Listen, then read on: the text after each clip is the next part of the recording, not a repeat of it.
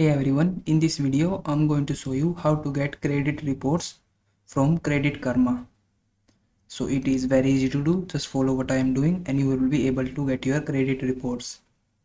So first thing you need to do is visit Credit Karma website, or you can also download Credit Karma app on your phone and then sign up for a free account, or you can also log in your account if you already have. After this you need to do identity verification. You need to provide personal informations like your name, address, social security number.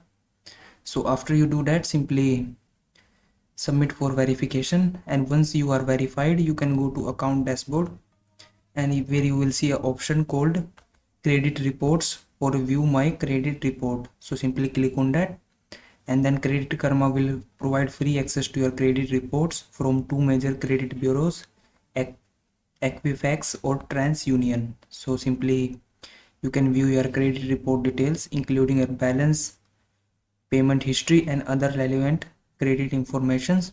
You can also monitor your credit score and track changes over time. So that's how you can get credit reports from Credit Karma. If you found this video helpful, please like this video and subscribe to my channel.